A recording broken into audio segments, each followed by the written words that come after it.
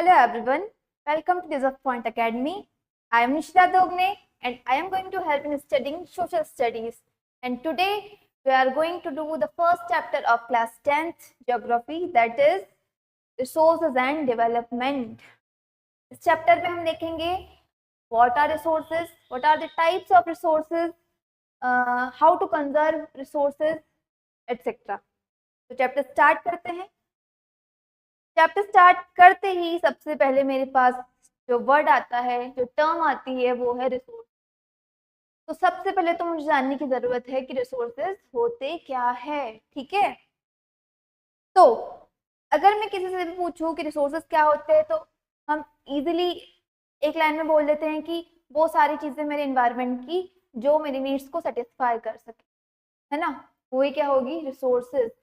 लेकिन ये अधूरी डेफिनेशन है ना। अभी तक हम यही देखते आ रहे थे कि वो सारी चीजें जो मेरी नीड्स को सेटिस्फाई कर पाए, एनवायरनमेंट में जो भी अवेलेबल है, जो मेरी नीड्स को सेटिस्फाई कर पाए, वो क्या होंगी, वो सारी चीजें रिसोर्सेज होगी। लेकिन क्लास 10th में हमें बताया गया है एक प्रॉपर डेफिनेशन की रिसोर्सेज आखिरकार होते क्या है, क्या क्या क्राइटेरिया सेटिस्फाई करने पर हम किसी चीज को रिसोर्सेज बोल सकते हैं। ठीक है, तो everything available in our environment which can be used to satisfy our needs। ठीक है, इतना तो सही है that मेरे environment में जो जो चीजें available है which can use to satisfy our which can use to satisfy our needs provided, बशर्ते, लेकिन शर्त क्या है, it is technologically accessible। ठीक है, मतलब टेक्नोलॉजिकली एक्सेसिव मतलब मेरे पास प्रॉपर टेक्नोलॉजी होनी चाहिए उस चीज तक पहुंचने के लिए, उसे एक्सेस करने के लिए मेरे पास प्रॉपर टेक्नोलॉजी होनी चाहिए। इकोनॉमिकल फीजिबल मतलब इकोनॉमिकली मुझे वो एक वैल्यू मिलनी चाहिए उससे। मतलब फॉर एग्जाम्पल किसी रिसोर्स को, किसी मेटल को एक्सट्रैक्ट करने के लिए मैं उसमें 50 रुपीज लगा रही हूँ, ठीक है, और मुझे रिटर्न वैल्यू उसका मिल रहा है 5 रुपीज, तो क्या इसमें तो मेरा कोई फायदा नहीं है ना। मतलब मुझे रीजनेबल वैल्यू मिलनी चाहिए उस चीज को एक्सेस करने के बाद, है ना, तभी वो चीज रिसोर्स होगी। और कल्चरली एक्सेप्टेबल, वो चीज, वो थिंग हमारी सोसाइटी को हार्म ना पहुंचाए, हमारी सोसाइटी के लिए डेंजरस ना हो, है ना, वही चीज को हम क्या बोलेंगे, हम बोलेंगे उसे। तो यहाँ से मुझे क्या पता चलता है कि मेरे एनवायरनमेंट में जो चीजें अवेलेबल है, जो मेरी नीड्स को सेटिस्फाई कर सके, बशर्ते वो टेक्नोलॉजिकली एक्सेसिबल होना चाहिए, इकोनॉमिकली फीजिबल होना चाहिए और कल्चरली एक्सेप्टेबल होना चाहिए, तभी मैं किसी चीज को क्या बोलूंगी, मैं बोलूंगी रिसोर्स। ये क्या है, रिसोर्स है। ठीक है, तो रिसोर्सेज कितने टाइप्स के होते हैं, 2 टाइप्स के। ठीक है, first natural resources and second human made resources. Natural resources जो होते हैं वो एयर, वाटर, मिनरल्स, ये सारी चीजें जो मुझे नेचर से प्रोवाइड हो रही है, नेचुरली मुझे मिल रही है, मुझे उन्हें आर्टिफिशियल बनाने की जरूरत नहीं है। ठीक है, वो सारी चीजें क्या होंगी, वो होंगी नेचुरल रिसोर्सेज। और वो सारी चीजें जो मैं आर्टिफिशियली बना रही हूँ, जो ह्यूमन मेड है, वो सारी चीजें क्या होंगी, ह्यूमन मेड रिसोर्सेज, जैसे कि टूल्स, जैसे कि टेक्नोलॉजी, जैसे कि बिल्डिंग इंफ्रास्ट्रक्चर, ये सारी चीजें किसमें आएंगी, ये आएंगी ह्यूमन मेड रिसोर्सेज में। ओके, अब आगे मेरे पास एक प्यारा सा डायग्राम है ना, और ये डायग्राम मुझे क्या बताता है, ये मुझे 2 चीजें बताता है। पहला पहला क्या, कि ये सारी चीजें जो है वो एक दूसरे पर इंटरडिपेंडेंट है। ठीक है, ये तीनों जो चीजें क्या है, वो एक दूसरे पर इंटरडिपेंडेंट है। Nature institution, nature technology institution, ये सारी चीजें इंटरडिपेंडेंट है और ये एक दूसरे के साथ इंटरेक्ट करती है, इनका इंटरेक्टिव रिलेशनशिप है। ठीक है, इनके बीच में तो क्या होता है, जब किसी चीज का ट्रांसफॉर्मेशन होता है तो उस प्रोसेस में जो टेक्नोलॉजी, नेचर और इंस्टीट्यूशन है, ये तीनों का इंटरेक्टिव रिलेशनशिप होता है। ठीक है, समझ में आ गया। अब मेरे पास रिसोर्सेज तो है, मुझे पता है कि हाँ मेरे लिए यूजफुल रिसोर्स हो सकता है। तो जब मैं उसे एक्सट्रैक्ट करूंगी, सबसे पहले तो एक्सट्रैक्ट कौन करेगा? Human beings. ठीक है, किससे समझ में आएगा कि मेरे लिए अच्छा रिसोर्स है या नहीं है? मुझे इसे एक्सट्रैक्ट करने की जरूरत है, मुझे खोजने की जरूरत है, डेवलप करने की, है ना? Human beings. ठीक है, अब ह्यूमन बींग्स कैसे करेंगे, कैसे एक्सट्रैक्ट करेंगे, कैसे एक्सेस करेंगे? तो ह्यूमन बींग क्या करते हैं? Interact with nature. ठीक है, मतलब जो ह्यूमन बींग है वो नेचर के साथ इंटरेक्ट करते हैं। किसकी हेल्प से? With the help of technology. Technology की हेल्प से इन लोगों ने इंटरेक्ट किया नेचर से, और क्या किया? और क्रिएट कर दिए इंस्टीट्यूशंस। ठीक है, ह्यूमन बीइंग जो है वो इंटरेक्ट करता है नेचर से with the help of technology to create institution. Why? Why why we need to create institutions? Okay, so we create institution to accelerate our economic development. okay, human being जो है वो interact करता है nature के साथ with the help of technology, through technology, and create institution. Institution create करता है economic development को बढ़ाने के लिए। ठीक है, आई होप आपको समझ में आया होगा। सबसे पहले तो है ये जो तीनों चीजें हैं ये एक दूसरे पर इंटरडिपेंडेंट है। ठीक है, अगर इसमें से एक भी चीज नहीं होगी तो हमारी प्रोसेस इनकम्प्लीट होगी। ठीक है, दूसरी चीज मेरे पास क्या है कि ह्यूमन बीइंग जो है वो इन तीनों के साथ इंटरेक्ट कर, इन नेचर के साथ इंटरेक्ट करके, किसके थ्रू? टेक्नोलॉजी के थ्रू इंस्टीट्यूशन क्रिएट करता है for the economic development. Okay, मतलब इन तीनों का इंटरेक्टिव रिलेशनशिप है ना? नेक्स्ट मेरे पास चीज आती है वो है क्लासिफिकेशन ऑफ रिसोर्सेज। मैंने भी बताया था कि रिसोर्सेज दो टाइप के होते हैं ना। पहला तो मेरे पास क्या है? Natural resource. Okay, and second is human resources. ठीक है, तो अब नेचुरल रिसोर्सेज में भी मेरे पास टाइप्स है, उसका भी सब क्लासिफिकेशन है। पहला तो है रीन्यूएबल रिसोर्सेज, वो सारे रिसोर्सेज जो वापस से मैं रिप्रोड्यूस कर सकती हूँ, है ना, रीजनरेट हो सकते हैं। नॉन रिन्यूएबल रिसोर्सेज वो सारी चीजें, वो सारे रिसोर्सेज जो इमिडिएटली मैं रीजनरेट नहीं कर सकती, take millions of years, it takes millions of year, है ना। इन्हें अब हम और डिटेल में पढ़ेंगे, अभी तक बस इतना जान लो कि इतना होता है। अब रीन्यूएबल के अंदर भी आता है कंटिन्यूस और flow. Example wind, water continuously अब हमें मिलते जाते हैं ना। और बायोलॉजिकल, अब बायोलॉजिकल के अंदर भी मेरे पास है नेचुरल वेजिटेशन और वाइल्ड लाइफ। ठीक है, अभी सिर्फ इतना समझ लो, इतना नाम देख लो, आगे हमें इन्हें और एक्सपेंड करके पढ़ना है। ठीक है, अब ह्यूमन, नहीं, अब रीन्यूएबल के भी दो टाइप है। पहला तो रिसाइक्लेबल और है नॉन रिसाइक्लेबल। ठीक है, नॉन रिन्यूएबल में भी दो टाइप से, एक तो जो रिसाइकल हो सकते हैं और जो रिसाइकल नहीं हो सकते। ह्यूमन मेड रिसोर्सेज में मेरे पास आता है स्ट्रक्चर एंड इंस्टीट्यूशन, मतलब मेरे जो इंफ्रास्ट्रक्चर है, टूल्स, ये सारी चीजें। ठीक है, और क्वांटिटी एंड क्वालिटी, मतलब वो सारे रिसोर्सेज जिनका सर्वे हो चुका है, जिन्हें हम डेवलप कर चुके हैं, वो सारे रिसोर्सेज। ठीक है, आगे इन्हें और अच्छे से पढ़ते हैं। तो रिसोर्सेज को जो है ना वो चार टाइप्स में क्लासिफाई किया गया on the basis of four types. First is origin, second is exhaustibility, third is ownership, and fourth is status of development. ठीक है, तो पढ़ते हैं सबसे पहले first on the basis of origin.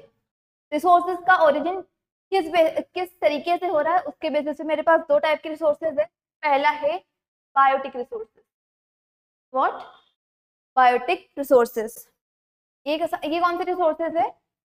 ये वो सारे रिसोर्सेज जो हम बायोस्फीयर से लेते हैं और जिनमें लाइफ होती है, which contain life, those are called biotic resources. वो सारे resources which contain life are known as biotic resources. जैसे कि ह्यूमन बींग्स भी हमारे रिसोर्सेज ही है ना। प्लांट्स में लाइफ होती है, वाइल्ड लाइफ, फिशरीज, रुमिनेंट्स और बहुत सारे जो रिसोर्सेज जिनमें लाइफ होती है। ठीक है, आ गया समझ में? बायोटिक रिसोर्सेज वो सारे रिसोर्सेज जो हम बायोस्फीयर से हमें मिलते हैं और जिनमें लाइफ होती है, हु आर लिविंग ऑर्गेनिज्म। ठीक है, दूसरा मेरे पास आता है अबायोटिक रिसोर्सेज। ठीक है, ये कौन से रिसोर्सेज? ये वो सारे रिसोर्सेज हैं which are made up of non living things. ठीक है, नॉन लिविंग थिंग्स से जो बने हुए हैं, मतलब जिनमें लाइफ नहीं है। ठीक है, वो सारी रिसोर्सेज क्या होंगे? वो होंगे अबायोटिक रिसोर्सेज। ठीक है, जैसे कि रॉक्स हो गया, पत्थर, चट्टान, सनलाइट हो गई मेरे पास हो गया, फिर वाटर, मेटल्स, ये सारे क्या होंगे? Abiotic resources, because it doesn't contain life. ठीक है, तो on the basis of origin मेरे पास कितने टू टाइप्स है। First is biotic which contain life, which are taken from biosphere and contain life such as water, air, है ना। और second is abiotic resources which are made up of non-living items. Okay, for example rocks, metals, sunlight, etc. अब यहाँ पर ध्यान देने वाली चीज ये है कि ठीक है, माना ये सारी चीजें नॉन लिविंग थिंग्स है, लेकिन ये सारी चीजें जो हमारा वाटर है, सनलाइट है, अबायोटिक जो भी रिसोर्सेज है, वो ह्यूमन सर्वाइवल के लिए बहुत इंपॉर्टेंट है। They are crucial for human survival. ठीक है ना, ऐसा नहीं कि अगर इनमें जाननी है तो ये हमारे लिए इम्पोर्टेंट नहीं है, ये हमारे लिए बहुत इंपॉर्टेंट है। ठीक है, अगर सनलाइट नहीं मिलेगी तो मेरी फसल कैसे उगेगी, है ना। अगर मेरे पास वाटर नहीं होगा, वाटर अगर ह्यूमन बींग्स के पास नहीं होगा तो कैसे वो जिंदा रहेगा, है ना। तो ठीक है, अबायोटिक के पास मतलब ये सारे रिसोर्सेज के पास लाइफ नहीं है, लेकिन ये एक क्रूशियल पार्ट प्ले करते हैं हमारे डे टू डे लाइफ में। ठीक है, उसके बाद मेरे पास आते हैं on the basis of exhaustibility के बेसिस पे मेरे पास है टू टाइप ऑफ रिसोर्सेज। ठीक है, फर्स्ट इज रीन्यूएबल रिसोर्सेज। ठीक है, नाम से समझ में आ रहा है ना। रीन्यूएबल और replenishable resources are those which can be replaced or reproduced by physical, chemical and mechanical processes such as solar or wind energy, water, forest and wildlife and so on. ठीक है, तो रीन्यूएबल रिसोर्सेज वो सारे resources होते हैं जिन्हें मैं reproduce कर सकती हूँ। ये कभी ना खत्म वाले रिसोर्सेज होते हैं, लेकिन अगर ये खत्म हो भी रहे हैं, अगर बाय चांस खत्म हो भी गए तो मैं इन्हें इमीडिएटली रीजनरेट कर सकती हूँ, रिप्रोड्यूस कर सकती हूँ थ्रू एनी फिजिकल, केमिकल और mechanical process. For example biomass, solar energy, wind energy, water, forest and wild life etcetera, है ना। ये वो सारी चीजें अगर खत्म हो गई तो मैं इन्हें रीजनरेट कर सकती हूँ। तो ये सारी चीजें किस में आएंगी? ये आएंगी रीन्यूएबल रिसोर्सेज में। Okay, renewable resources can be further divided into continuous और flow. अब renewable resources आगे चल के और continuous और flow में होती हैं डिवाइड। ठीक है, लेकिन हमारे एनसीईआरटी में नहीं दिया गया, तो हम बस इतना ही मानेंगे, इतना ही अभी याद रखेंगे कि इन दो चीजों में और फर्दर डिवाइड होता है रिन्यूएबल रिसोर्सेज। ठीक है, उसके बाद मेरे पास आते हैं नॉन रिन्यूएबल रिसोर्सेज। अभी तक मैंने पढ़ा रिन्यूएबल, अब है नॉन रिन्यूएबल। नाम से समझ में आ रहा है ना। Non renewable resources, the resources which can not be renewed और reproduced immediately once they are exhausted, they take millions of years to regenerate, are called non renewable resources. Okay, वो सारे रिसोर्सेज जो रिन्यू नहीं हो सकते, जिन्हें मैं वापस से रिप्रोड्यूस नहीं कर सकती, इमीडिएटली बात कर रही हूँ मैं, ठीक है। मतलब शॉर्ट पीरियड ऑफ टाइम में मैं उन्हें रिन्यू नहीं कर सकती, रिप्रोड्यूस नहीं कर सकती। अगर वो एक बार खत्म हो गए ना, एक बार एग्जॉस्ट हो गए, तो वो मिलियंस ऑफ ईयर्स लगाते हैं रीजनरेट होने में, ठीक है। तो ये सारे रिसोर्सेज कौन से होंगे, ये होंगे non renewable resources, okay. This resources take millions of year. अभी हमने पढ़ा कि ये जो सारे रिसोर्सेज है वो मिलियंस ऑफ ईयर लगाते हैं बनने में, है ना। Minerals and fossil fuels are examples of resources that take millions of years to create, ठीक है। हमारे जो मिनरल्स है, फॉसिल फ्यूल्स है ना, कोल, पेट्रोलियम, ये सारी चीजें, तो ये सारी जो चीजें हैं ना, इन्हें बनने में मिलियंस ऑफ ईयर लगते हैं। ये ऐसे ही इमिडिएटली नहीं बन जाती, इन्हें बहुत साल लगते बनने में। इसलिए हमें ना इन्हें बहुत ध्यान से, बहुत केयरफुली यूज करना चाहिए। हमें जितना यूज लेना है, मतलब जितना हमें यूज है, नीड है, उतना ही हमें इसे यूज करना चाहिए, ठीक है। Some resources take metals are recyclable, ठीक है। कुछ रिसोर्सेज जैसे कि मेटल्स हो गए, इन्हें मैं रिसाइकल कर सकती हूँ ना, लेकिन फॉसिल फ्यूल जो है इन्हें मैं रिसाइकल नहीं कर सकती। अगर एक बार एग्जॉस्ट हो गए ना, तो ये मिलियंस ऑफ ईयर लगाएंगे बनने में।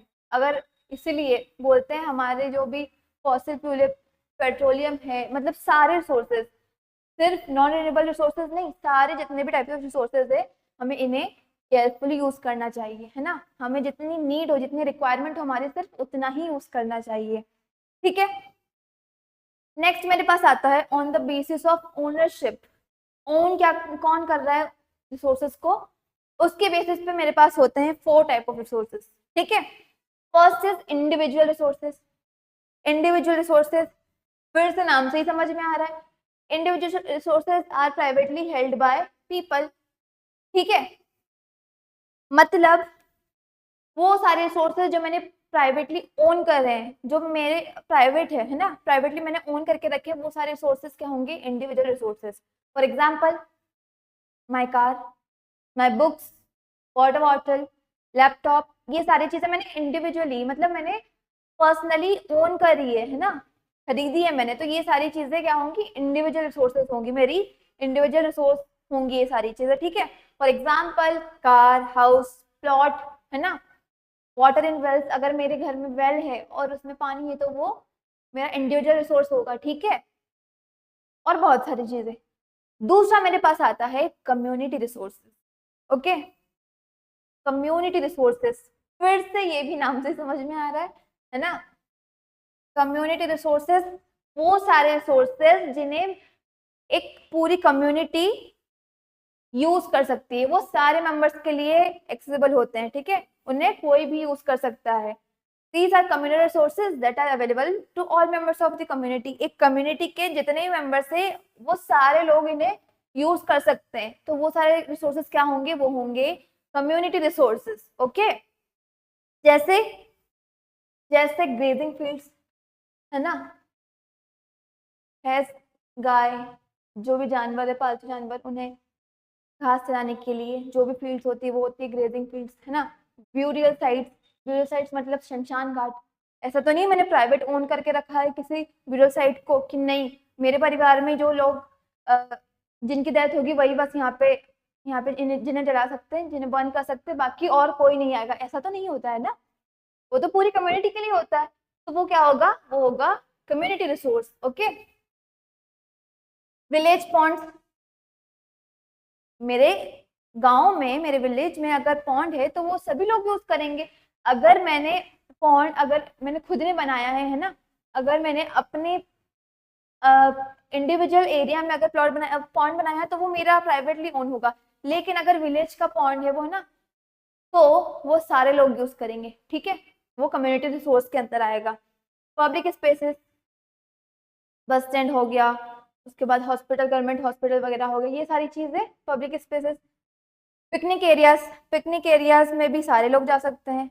अगर मेरा इंडिविजुअली एक प्लॉट पर मैंने खुद ने बना के रखा है, मतलब मेरे गार्डन में अगर कोई सा स्पॉट मैंने बना के रखा है, तो वो ठीक है, वो मेरा इंडिविजुअल होगा। लेकिन जो मेरा प्राइवेटली ओन नहीं है, तो वो तो सारे लोग यूज करेंगे ना, वो पिकनिक एरिया है तो सभी लोग यूज करेंगे। तो ये सारी चीजें, प्लेग्राउंड हो गया, सारे बच्चे आके खेलेंगे, ठीक है। ये सारे क्या होंगे, ये होंगे कम्युनिटी रिसोर्सेस। उसके बाद है मेरे पास national resources. On the basis of ownership में थर्ड जो आता है रिसोर्स वो है, क्या है, वो है नेशनल रिसोर्सेस। नेशनल रिसोर्सेस क्या होते हैं, वो सारे resources which are owned by nation और अ कंट्री। एक पर्टिकुलर कंट्री जो भी रिसोर्सेज ओन करती है वो क्या होंगी, वो क्या होंगे, नेशनल, वो नेशनल रिसोर्सेज। ठीक है, एक कंट्री के द्वारा ओन किए जाने वाले सारे रिसोर्सेज क्या होंगे, नेशनल रिसोर्सेज। ठीक है, for example all the minerals, water, water resources, forest, wild life, land with in the political boundaries. ठीक है, अब इतना समझो। तो मेरी कंट्री के सारे रिसोर्सेज, सारे वाटर रिसोर्सेज, फॉरेस्ट जो जितने भी हो गए, जितने भी वाइल्ड लाइफ हो गए, ये सारी चीजें पॉलिटिकल मतलब पॉलिटिकल बाउंड्री के अंदर की जितनी भी सारे रिसोर्सेज और forest, wild life etcetera etcetera जितनी भी चीजें हैं ना, इन नेशनल रिसोर्सेज में आएंगी। ठीक है, ठीक है। And oceanic area up to 12 nautical miles, that is 22.2 kilometer from the coast, are termed as territorial water and resources therein belong to the nation. इसका क्या मतलब हुआ, इसका मतलब हुआ कि फॉर एग्जाम्पल ये मेरा सदर्न एरिया है, ठीक है, इंडिया का ये सदर्न एरिया है। ओके, तो ये जो इंडियन ओशियन है ना,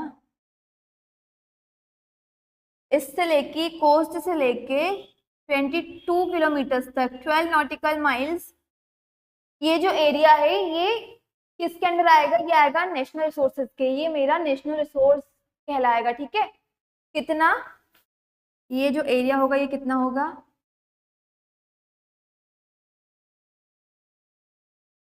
12 नॉटिकल माइल्स, और आई कैन से 22.2 किलोमीटर।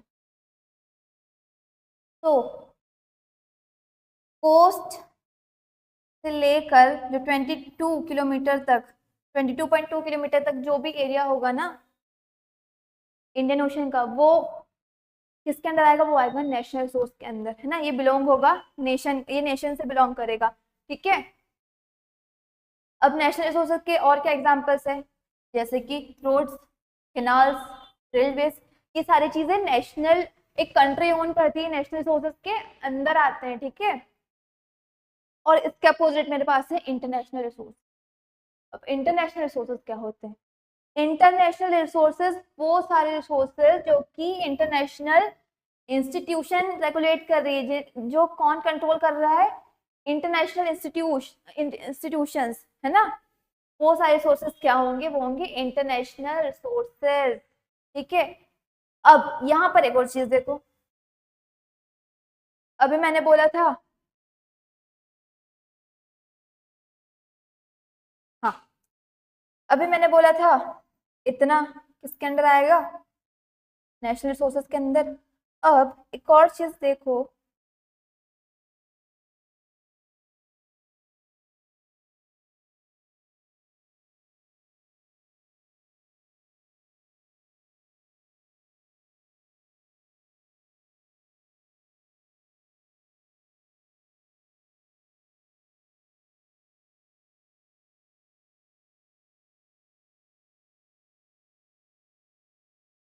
यहां से लेके यहां तक इतना।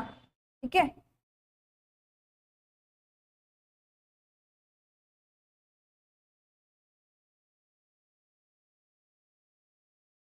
यहां से लेके इतना, मतलब 200 नॉटिकल माइल्स। ठीक है, इसके बाद जो एरिया होगा ना वो होगा ओपन सी एरिया, इसे हम क्या बोलेंगे, ओपन सी एरिया। इस 200 नॉटिकल माइल्स के बाहर जो एरिया होगा ना वो होगा ओपन सी एरिया, और ये किसके अंदर आएगा, ये आएगा नेशनल इंटरनेशनल इंस्टीट्यूशन के अंदर, नेशनल सॉरी इंटरनेशनल रिसोर्सेज के अंडर आएगा ये सारे, ये जो एरिया होगा इसके बाद का जो एरिया है ना। और कोई भी कंट्री इंटरनेशनल एरिया रिसोर्सेज के अंडर जो भी एरिया आ रहा है ना, वो विदाउट इंटरनेशनल इंस्टीट्यूशंस के परमिशन के यूज नहीं कर सकती, यूटिलाइज नहीं कर सकती। मुझे अगर ये एरिया यूटिलाइज करना है ना, तो मुझे इंटरनेशनल इंस्टीट्यूशन से परमिशन लेना पड़ेगा, ठीक है। तो 200 नॉटिकल माइल्स के बाहर का जो एरिया होगा वो होगा मेरा, उसे हम बोलेंगे ओपन सी एरिया। और इसे मैं without international institution permission use नहीं कर सकती, ठीक है। आया समझ? उसके बाद मेरे पास फोर्थ जो बेसिस है वो है on the basis of status of development, है ना। डेवलपमेंट के स्टेटस के बेसिस पे कौन कौन से रिसोर्सेज हैं मेरे पास? सबसे पहले है पोटेंशियल रिसोर्सेज, ठीक है। पोटेंशियल रिसोर्सेज, ये कौन से रिसोर्सेज होते हैं? ये वो सारे रिसोर्सेज जो हमने ढूंढ तो लिए हैं, जो हमें पता तो है कि हाँ ये रिसोर्सेज हो सकते हैं, होते हैं ना, लेकिन अभी तक वो यूटिलाइज नहीं किए हैं हमने, वो यूटिलाइज अभी नहीं हुए। क्यों? Because of the financial crisis, जो हमारे पास नॉट इनफ फाइनेंस, ठीक है। हमारे पास इतना मनी नहीं है, इतना इन्वेस्टमेंट नहीं है कि हम उसमें कर सके, ठीक है। इसलिए हमने अभी तक उसे यूटिलाइज नहीं किया, लेकिन हमें पता है कि हम यूज कर सकते हैं। फॉर एग्जाम्पल मुझे पता है कि राजस्थान में, है ना, राजस्थान में सोलार एनर्जी अच्छा अमाउंट में है ना, बहुत अच्छे अमाउंट में है सोलार एनर्जी, और मैं इसे बहुत अच्छे तरीके से, है ना, यूज भी कर सकती हूँ। ये मुझे पता है कि राजस्थान में सोलार एनर्जी एक अबेंडेंस क्वांटिटी में है,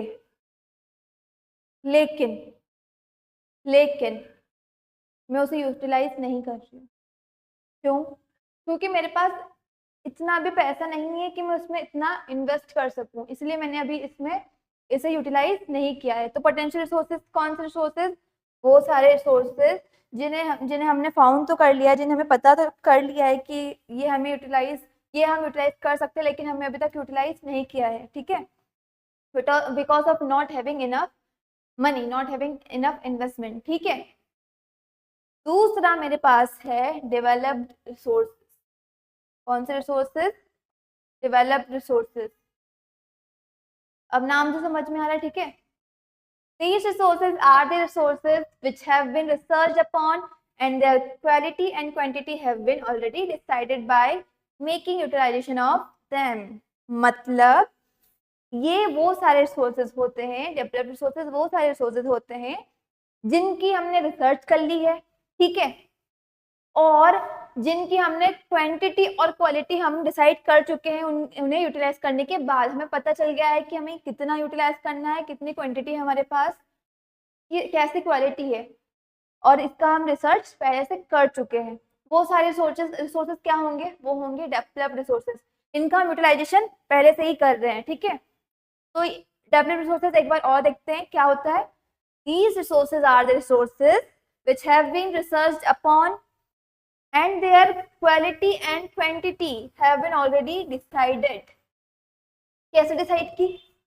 By making utilization of them. आया समझ? मतलब वो सारे रिसोर्सेज जिन पे हम रिसर्च कर चुके हैं, जिनकी क्वालिटी और क्वांटिटी हमने डिसाइड कर ली है, कैसे कर ली है? बाय यूटिलाइजिंग देम, ठीक है। और इसके एग्जाम्पल क्या क्या होंगे? इसके एग्जाम्पल्स होंगे रिवर, कोल, कॉपर, पेट्रोलियम एक्सेट्रा। ये सारी चीज हम पहले से यूटिलाइज करते हैं ना, ये पहले ही डेवलप हो चुकी है ना। इनके हमें पता है कि हमें किस तरीके से यूटिलाइज करना है, हमारे पास कितनी क्वालिटी है, कितनी क्वांटिटी है इन चीजों की। तो ये सारी चीजें किसके अंडर आएंगी? ये आएंगी अंडर डेवलप्ड रिसोर्सेज, ठीक है। उसके बाद थर्ड जो मेरे पास आता है वो है स्टॉक। स्टॉक मतलब किसी चीज का स्टॉक, है ना। तो these are the resources, sorry, यहाँ पर आएगा।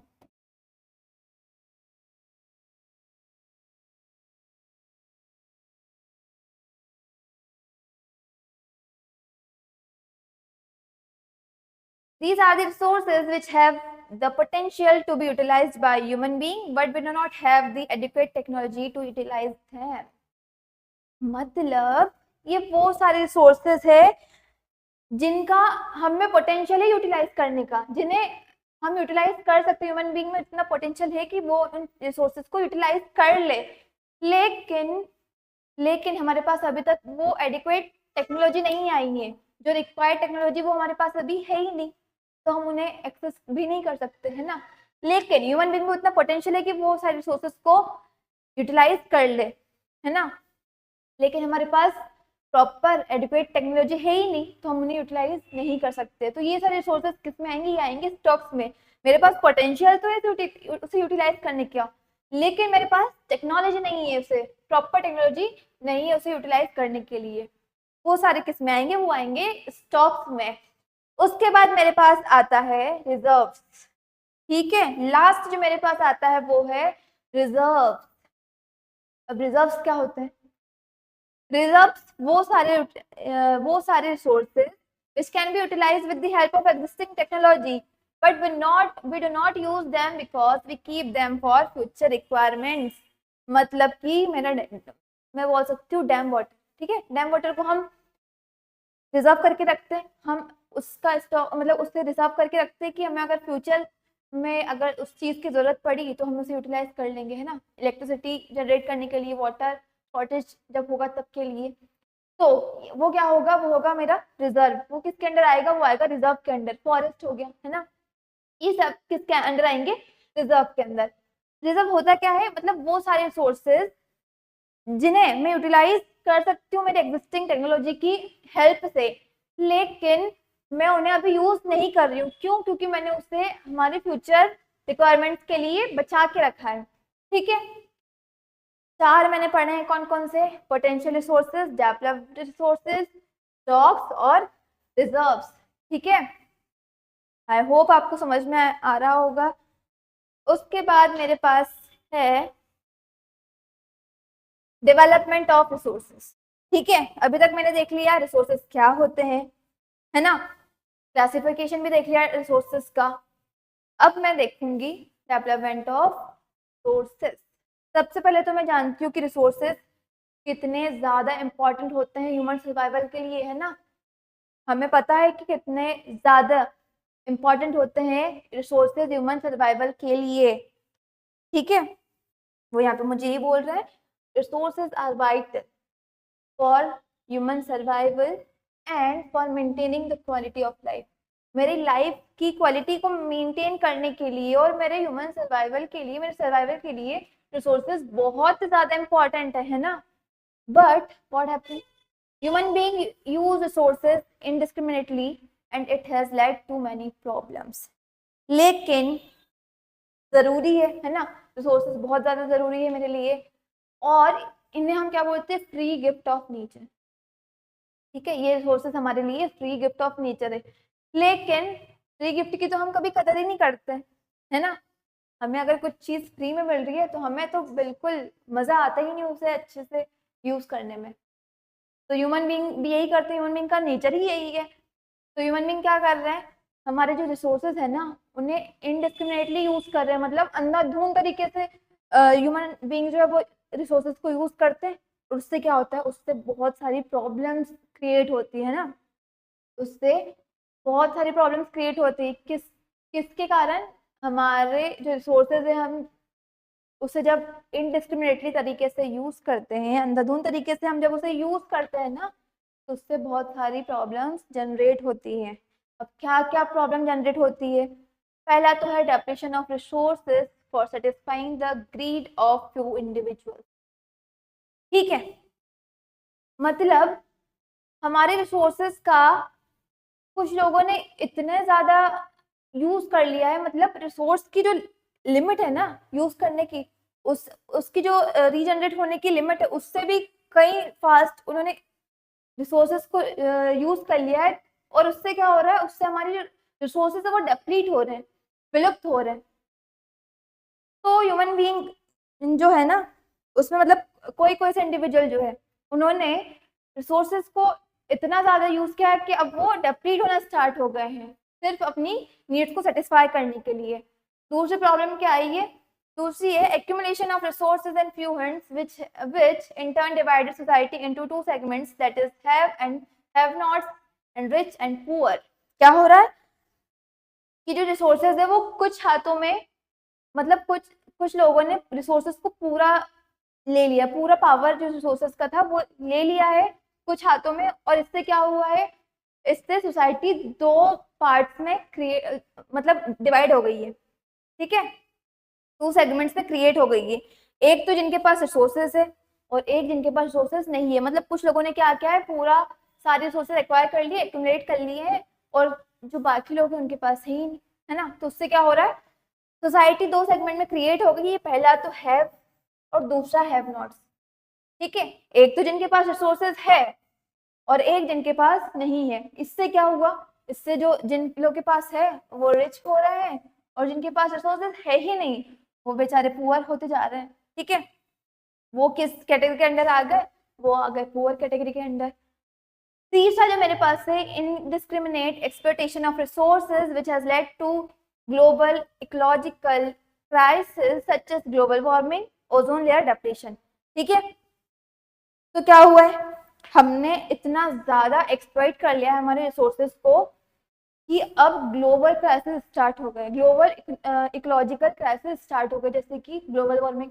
हमने फॉरेस्ट को इतना ज्यादा कट कर चुके हैं, ट्रीज को, हमारे सेल्फ के लिए, हमारी इंडस्ट्रीज बनाने के लिए, बिल्डिंग्स बनाने के लिए, कि अब उससे क्या हो रहा है, अब उससे हो रहा है ग्लोबल वार्मिंग। हमारे जो ओजोन लेयर था डिप्लेशन, उस वो होने स्टार्ट हो गया, ठीक है। तो रिसोर्सेज का हम केयरफुली यूज करें, ठीक है। मतलब हम इस तरीके से भी यूज ना करें उन्हें, इतना भी यूज ना करें कि वो पूरा एकदम खत्म ही हो जाए, इतना भी हम उसे एक्वायर ना कर ले कि वो किसी के लिए बचे ही ना, इतना भी यूज हम ना कर ले उसे कि इतना भी एक्सप्लॉइट ना कर ले कि उससे हमारे एनवायरनमेंट को हार्म पहुंचे, मतलब क्राइसिस होने लगे ग्लोबली, है ना। इतना भी हम उसे यूज ना करें, इतना भी एक्सप्लॉइट हमें ना करें, हमें जितना रिक्वायरमेंट है हम सिर्फ उतना ही यूज करें। अब ठीक है, ये तो हो गई प्रॉब्लम्स, ठीक है। अब आता है मेरे पास कंजर्वेशन, ठीक है। कंजर्वेशन ये क्या होता है? अभी तक मैंने देखी प्रॉब्लम्स, अब मैं ये देख रही हूँ कि कैसे हम उनका कंजर्वेशन कर सकते हैं, ठीक है। तो if the present trend of resources depletion by few individuals and countries continues, the future of our planet is in danger। वो मुझे क्या बोल रहे हैं कि अगर रिसोर्सेज का यूं ही डेप्लीशन होता रहा ना फ्यू हैंड्स और कंट्रीज के थ्रू, तो हमारा फ्यूचर जो है ना वो डेंजर में पड़ जाएगा, हमारा जो फ्यूचर है वो डेंजर में पड़ जाएगा। अगर हम ऐसे ही रिसोर्सेज को एक्सप्लॉइट करते रहे, ऐसे ही कुछ कंट्रीज और कुछ इंडिविजुअल्स कंटिन्यू करते रहे ना एक्सप्लॉइट करना रिसोर्सेज को, तो हमारा जो प्लेनेट है, हमारे जो प्लेनेट का फ्यूचर है वो बहुत खतरे में पड़ जाएगा। Overuse, misuse and uneven distribution of resources have led to problems such as environmental degradation, depletion of resources and social inequality। ठीक है, ठीक है, समझ में आया? मतलब रिसोर्सेज का ओवर यूज, मतलब बहुत ज्यादा यूज, मिसयूज गलत तरीके से, और अनइवन डिस्ट्रीब्यूशन मतलब किसी के पास है किसी के पास नहीं है। तो इससे क्या हो रहा है, इससे बहुत सारी प्रॉब्लम्स जनरेट हो रही है, कि जैसे कि इन्वायरमेंटल डिग्रेडेशन, है ना, हमारा एनवायरनमेंट जो है वो डिग्रेड होते जा रहा है। डेप्लेशन ऑफ रिसोर्सेज, हमारे जो रिसोर्सेज है वो विलुप्त होते जा रहे हैं, वो खत्म होते जा रहे हैं एकदम। और सोशल इनइक्वालिटी, मतलब दो सेगमेंट्स में डिवाइड कर रहा है ये प्रॉब्लम हमारी सोसाइटी को, एक तो रिच और एक पुअर, हैव और हैव नॉट्स। किसी के पास बहुत ज्यादा रिसोर्सेज है और किसी के पास है ही नहीं। इससे क्या हो रहा है, इससे हो रहा है सोशल इनइक्वालिटी, ठीक है। अब इन्हें हम कंजर्व कैसे करें, कैसे हम कंजर्वेशन कर सकते हैं सोर्सेस का, ठीक है, बाय सस्टेनेबल डेवलपमेंट। ठीक है, सस्टेनेबल डेवलपमेंट करके हम सारे हमारे सोर्सेस का कंजर्वेशन कर सकते हैं, हम एक्सपर्ट होने से उन्हें बचा सकते हैं। ठीक है, अब सस्टेनेबल डेवलपमेंट क्या होता है, ये होता क्या है, ठीक है। तो sustainable development means development should take place without damaging with the environment। मतलब हमारा जो हम डेवलपमेंट प्रोसेस जो होता है ना, जो भी, तो वो इस तरीके से हम करें, हमारा डेवलपमेंट हम इस तरीके से करें कि हमारा डेवलपमेंट भी हो और इन्वायरमेंट को डैमेज भी ना हो, इन्वायरमेंट का डैमेज भी ना हो। ठीक है, and development in the present should not compromise the needs of future generation. मतलब हमारा भी डेवलपमेंट होता रहे और हमारी जो फ्यूचर जनरेशन है उसकी जरूरतों को भी हम कॉम्प्रोमाइज ना करें, उन्हें भी हम मतलब अपनी नीड्स को लेकर हम अपनी रिक्वायरमेंट में कॉम्प्रोमाइज ना करना पड़े, इस तरीके से हम हमारा जो डेवलपमेंट प्रोसेस है उसे आगे बढ़ाएं। ठीक है, तो सस्टेनेबल डेवलपमेंट का आइडिया सबसे पहले तो मुझे ये जानना पड़ेगा आया कहाँ से। ठीक है, तो मेरी बुक में एक प्यारी सी इन्फॉर्मेशन दी गई है जिससे मुझे पता चलता है कि सस्टेनेबल डेवलपमेंट का आइडिया आया कहाँ से। ठीक है, तो क्या हुआ, रियो दी जेनेरियो, ठीक है, एक जगह है, ओके, तो ये तो ब्राजील में, ठीक है, रियो दी जेनेरियो अर्थ समिट 1992 में, 1992 में क्या हुआ था, अर्थ समिट हुआ था, कहाँ पे, रियो दी जेनेरियो में। ठीक है, इन जून 1922, जून 1922, इससे याद रखना है, एमसीक्यू में पूछते हैं। More than hundreds heads of states met in Rio de Janeiro in Brazil। ठीक है, कहाँ पे, ब्राजील में एक जगह है रियो डी जेनेरियो, वहां पर हंड्रेड्स हेड्स ऑफ स्टेट्स, 100 से भी ज्यादा हेड्स जो है वो वहां पर उनकी एक मीटिंग हुई, उनका समिट हुआ, कब, 1992 में, जून में। ठीक है, और क्या हुआ वहां पे हुआ फर्स्ट इंटरनेशनल अर्थ समिट, हुआ वहां, फर्स्ट इंटरनेशनल अर्थ समिट हुआ कब, जून 1992 में, कहाँ पे, Rio de Janeiro which is in Brazil. ठीक है, Brazil, sorry. The summit was convened for addressing urgent problems of environmental protection and socio-economic development at the global level। अब ये क्यों की गई, क्यों हुई ये समिट, तो ये हमारी जो इन्वायरमेंटल प्रोटेक्शन को लेके जो प्रॉब्लम्स आ रही है ना, जो कुछ अर्जेंट प्रॉब्लम्स है, उन्हें एड्रेस करने के लिए और सोशियो इकोनॉमिक डेवलपमेंट किस लेवल पे, ग्लोबल लेवल पे सोशियो इकोनॉमिक डेवलपमेंट को बढ़ाने के लिए ये जो समिट है इसे कन्वे किया गया। ठीक है, और इसमें यही प्रॉब्लम्स एड्रेस की गई, एक urgent problems of economic environmental protection और socio economic development global level पर करने के लिए। ठीक है, अब हुआ क्या, the assembled leaders sign the declaration of the on global climatic change. ठीक है, अब वहां पे जो लीडर्स थे ना, वो सारे लीडर्स ने एक डिक्लेरेशन साइन किया, किस चीज पर था वो था ग्लोबल क्लाइमेटिक चेंज और बायोलॉजिकल डाइवर्सिटी। इस पर इन लोगों ने एक डिक्लेरेशन साइन किया, सारे लीडर्स ने। The Rio Convention endorsed the Global Forest Principle and adopted Agenda 21 for achieving sustainable development in the 21st century। अभी यहाँ इन्होंने क्या किया, यहाँ पर इन्होंने एजेंडा 21, अभी आगे हम देखेंगे, एजेंडा 21 को अडॉप्ट किया। ठीक है, किस चीज के लिए, सस्टेनेबल डेवलपमेंट, यहीं से मेरे पास वर्ड आया था, सस्टेनेबल डेवलपमेंट कॉन्सेप्ट आया था, को अचीव करने के लिए, कब तक, हमारी 21st सेंचुरी में सस्टेनेबल डेवलपमेंट को अचीव करने के लिए एजेंडा 21 इन लोगों ने अडॉप्ट किया। ठीक है, इन लोगों ने रियो द जेनेरियो अर्थ समिट में, ये हुआ 1992 में, ठीक है। किस चीज के लिए? सस्टेनेबल डेवलपमेंट के लिए, है ना। तो अब एजेंडा 21 होता क्या है? इट इज अ डिक्लेरेशन, एक डिक्लेरेशन है ये, जो कि वर्ल्ड लीडर्स ने साइन की थी। मतलब जो भी 100 हेड्स आए थे ना अलग अलग स्टेट से, है ना, उन लोगों ने साइन किया था ये डिक्लेरेशन। कब? 1992 में। कब किया था? 1992, जून 1992 इन रियो दी जेनेरियो, ब्राजील। और वो क्या थी? वो थी फर्स्ट इंटरनेशनल अर्थ समिट, ठीक है, याद रखना है इसे। कहाँ पर? United nation conference of on environment and development, ठीक है, यूएनसीडी में। कहाँ पे हुआ था? और ये हुआ था रियो द जेनेरियो, ब्राजील में, ठीक है, सॉरी।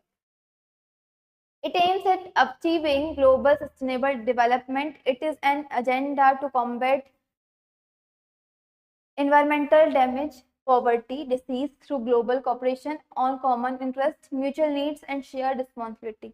ठीक है, मतलब ओवरऑल सस्टेनेबल डेवलपमेंट को अचीव करने के लिए। और किस लेवल पे? ग्लोबली लेवल पे, ग्लोबल लेवल पे, ठीक है। तो इसका एम क्या था? कि हम ग्लोबली सस्टेनेबल डेवलपमेंट अचीव करें, है ना, एनवायरमेंटल डैमेज से बचने के लिए, पॉवर्टी से ओवरकम करने के लिए, और जो भी डिसीजेस होगी उससे बचने के लिए, ठीक है। One major objective of the Agenda 21 is that every local government should draw its own local Agenda 21. एक और ऑब्जेक्टिव क्या था एजेंडा 21 का? एक सबसे जो इम्पोर्टेंट ऑब्जेक्टिव था ना, वो था कि सारी लोकल गवर्नमेंट जो है ना, वो अपना खुद का एक लोकल एजेंडा 21 बनाए। मतलब अपने अपने स्टेट्स, अपने अपने एरियाज की प्रॉब्लम्स को देखकर उन्हें हम कैसे फेस कर सकते हैं, कैसे ओवरकम कर सकते हैं, उसके लिए अपना अपना अलग अलग लोकल एजेंडा 21 बनाए। सब इसका एक मेजर ऑब्जेक्टिव था एजेंडा 21 का, ठीक है। बहुत सिंपल है, ज्यादा एक एमसीक्यू में अगर हो तो पूछ लेंगे ये, ठीक है। उसके बाद मेरे पास नेक्स्ट टॉपिक आता है, वो है रिसोर्स प्लानिंग। अभी तक मैंने क्या देखा? अभी तक मैंने देख लिया कि रिसोर्स क्या होता है, उसके टाइप्स क्या होते हैं, उसे कंजर्व कैसे कर सकते हैं हम, कैसे उन्हें डिग्रेड करते जा रहे हैं। अब हम देखेंगे रिसोर्स प्लानिंग। अब रिसोर्स प्लानिंग में सबसे पहले तो जरूरी क्यों, रिसोर्स प्लानिंग जरूरी क्यों है? तो planning is the widely accepted strategy for judicious use of resources, as there are certain areas that have sufficient resources while other don't have enough, है ना। वो क्या बोल रहे हैं मुझे?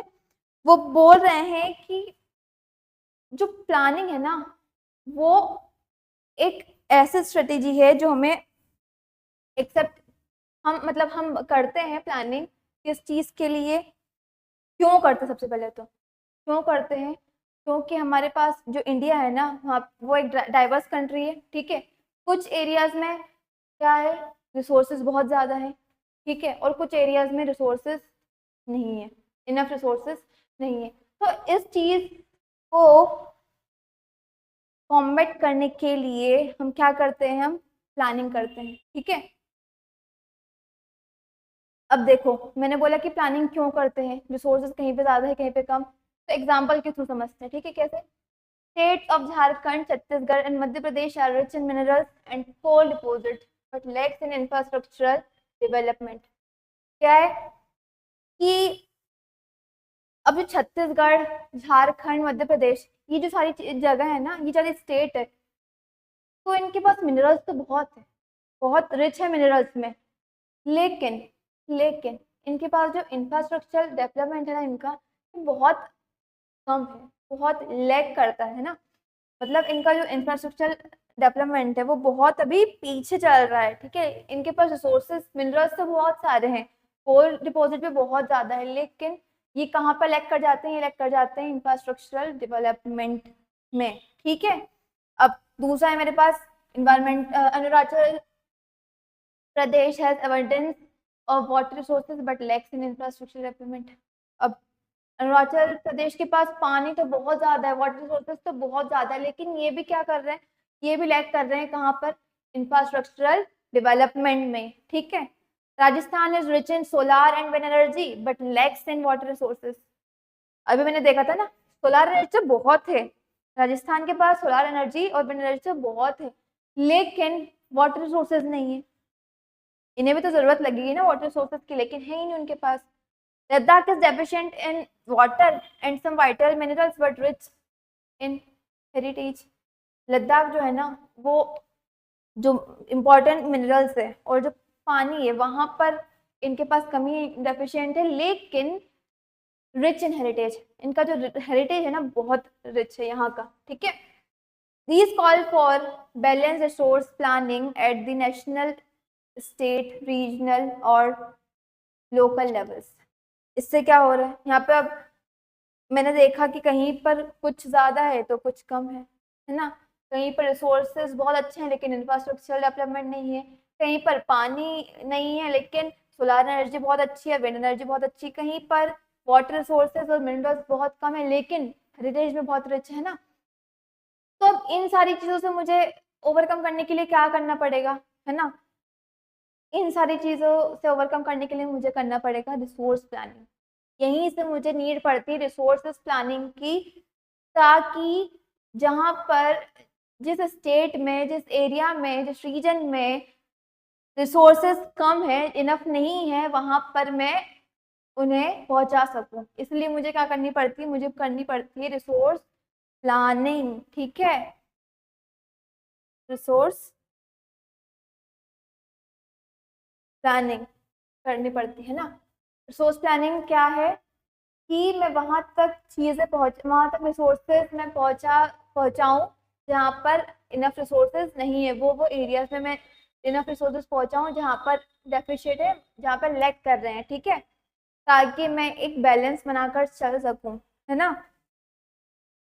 रिसोर्स प्लानिंग इन इंडिया, ठीक है।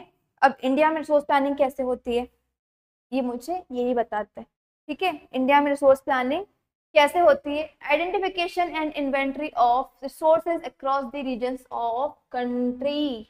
This involve surveying, mapping and qualitative and quantitative estimation and measurement of the resources across the regions of the country. क्या मतलब हुआ इसका, क्या मतलब हुआ, तो मैं सबसे पहले क्या करूंगी, आइडेंटिफाई करूंगी। सबसे पहले मैं आइडेंटिफाई करूंगी कि कौन से रीजन में, इंडिया के कौन कौन से रीजन में क्या क्या रिसोर्सेज है और कहाँ पर रिसोर्सेज की कमी है, ठीक है। सबसे पहले तो मैं सर्वे, मैपिंग और एस्टिमेशन के थ्रू सबसे पहले तो ये पता करूंगी कि कहाँ पर किन किन रिसोर्सेज की जरूरत है और कहाँ पर कौन कौन से रिसोर्सेज अबंडेंस में है, ठीक है। उसके बाद मतलब बेसिकली मेजर करूंगी मैं, ठीक है। बेसिकली मेजरमेंट करूंगी कि कहाँ पर रिसोर्सेज ज्यादा है, कहाँ पर कम है, कहाँ पर जरूरत है रिसोर्सेज की, किन किन रिसोर्सेज की, ठीक है। सर्वे, थ्रू सर्वे, मैपिंग और एस्टिमेशन के थ्रू, ठीक है।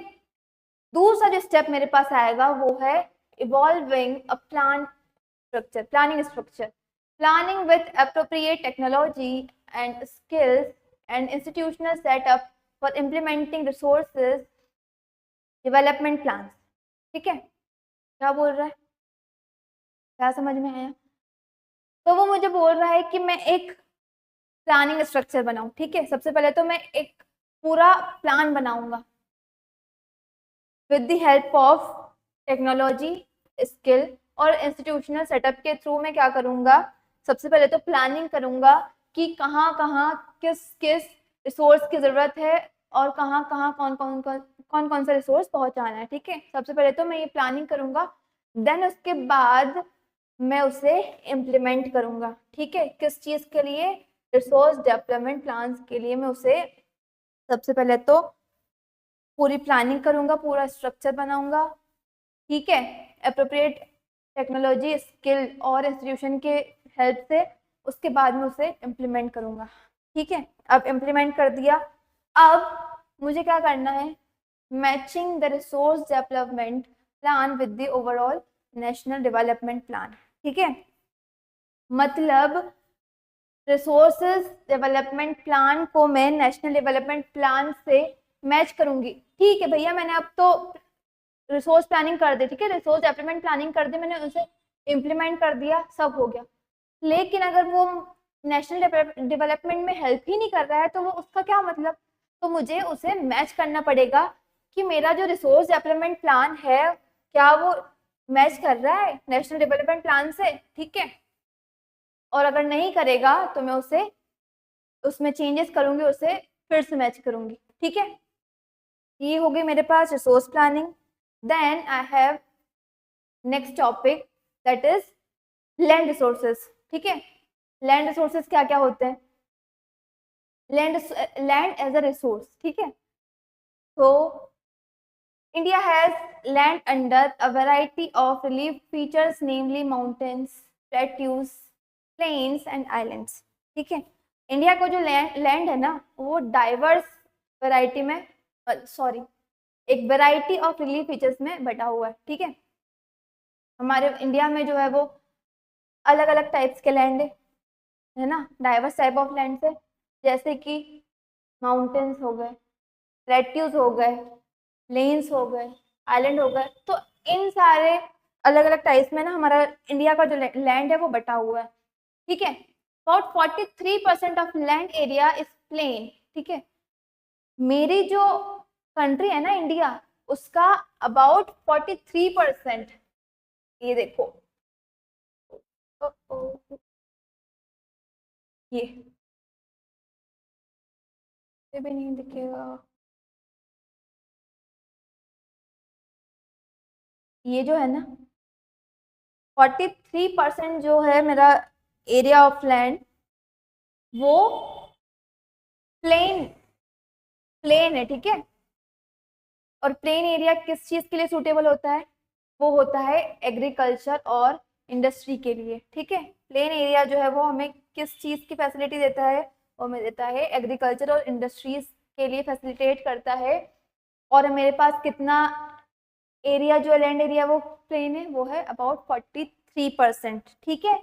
दूसरा है mountains account for 30% of the total surface area of the country, ठीक है। जो माउंटेन्स है, माउंटेन जो है ना वो हमारे टोटल सरफेस एरिया में से जो 30% लैंड एरिया है ना, वहां पर माउंटेन्स है, वो क्या है? माउंटेन्स है। और माउंटेन्स मुझे क्या हेल्प करते हैं? दे ensure perennial flow of some rivers, provide facilities for tourism and ecological aspects, ठीक है। perennial flow of rivers होता है जो रिवर्स हमेशा बहते रहती है, 12 मंथ्स जो रिवर्स बहते रहती है ना उन्हें हम बोलते हैं पेरेनियल रिवर्स। तो माउंटेन जो है वो हमें पेरेनियल रिवर्स देते हैं और एक और अच्छी फैसिलिटीज देते हैं हमें टूरिज्म के लिए, ठीक है। नेक्स्ट जो मेरे पास है वो है 27% एरिया किसमें बटा हुआ है? वो है प्लेट्यूज में, ठीक है। जो मतलब प्लेट्यूज जो रीजन है ना वो हमारा ऑक्यूपाई करता है 27% of surface area of India, ठीक है। और प्लेट्यूज में क्या होता है? Plateaus are rich in minerals, fossil fuels and forest. जो प्लेट्यूज होते हैं ना वो होते हैं rich in minerals, fuels and forest, ठीक है। तो मैंने देख लिया कि 43% जो है वो है प्लेन एरिया, 23% जो है वो माउंटेन एरिया, और 27% जो बचा वो है प्लेट्यू एरिया, ठीक है।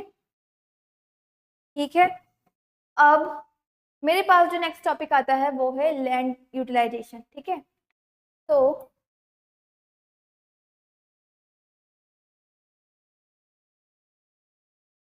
लैंड यूटिलाइजेशन में मुझे वो क्या बोल रहे हैं कि मेरा जो एरिया है वो किस किस मतलब पैटर्न क्या है, किस किस तरीके से यूटिलाइज हो रहा है। इंडिया का जो टोटल सरफेस एरिया है ना वो किस किस पार्ट में बटा हुआ है, किस किस तरीके से यूटिलाइज हो रहा है। तो सबसे पहले तो मेरा है फॉरेस्ट एरिया, सबसे पहले तो मेरे पास आएगा फॉरेस्ट एरिया। जो मेरा इंडिया का आधा एरिया मेरा किस चीज से कवर्ड है? फॉरेस्ट से, ठीक है। फॉरेस्ट एरिया, फॉरेस्ट की तरह हम उसे यूटिलाइज कर रहे हैं। दूसरा मेरे पास है land not available for cultivation. दूसरा जो मेरे पास लैंड यूटिलाइजेशन हम किस तरीके से कर रहे हैं, कैसे कर रहे हैं, दूसरा जो मेरे पास एरिया है वो है बैरन और वेस्टलैंड, मतलब इसे हम यूटिलाइज तो नहीं बोल सकते, टाइप बोल सकते हैं, ठीक है। तो दूसरा जो मेरा एरिया है उसमें आते हैं सबसे पहले तो बैरन लैंड, ठीक है, बैरन और वेस्टलैंड, जिसपे हम जो बंजर जमीन है, जो वेस्ट लैंड है वो है, ठीक है। उसके बाद आएगा land put to non agricultural uses, example building, roads, factories etcetera, मतलब वो लैंड जो जो जो जो नॉन एग्रीकल्चरल यूजेस के लिए रखा गया है, जैसे कि बिल्डिंग्स बना ली हमने उस पर, ठीक है। अब इस पे एग्रीकल्चर तो हम नहीं कर रहे हैं, लेकिन हम और दूसरी चीजों के लिए उसे यूज कर रहे हैं, जैसे कि रोड्स बनाने के लिए, फॉरेस्ट, फॉरेस्ट तो नहीं बोल सकते, फैक्ट्रीज में, बिल्डिंग्स के लिए, है ना। तो ये सारे किसके अंडर आएंगे, ये आएंगे land not available for cultivation. तीसरा जो मेरे पास आएगा वो है अदर अनकल्टिवेटेड लैंड, लेकिन इसमें हम फैलो लैंड हटाकर जो लैंड होगा अनकल्टिवेटेड वो लैंड, ठीक है। इसमें कौन कौन सा आएगा, इसमें आएगा permanent pastures and grazing land, ठीक है। वो लैंड जो हमने ग्रेजिंग के लिए बचा के रखा है, ग्रेजिंग के लिए जो लैंड होगा परमानेंट ग्रेजिंग के लिए, वो अदर अनकल्टिवेटेड लैंड्स में आएगा, है ना।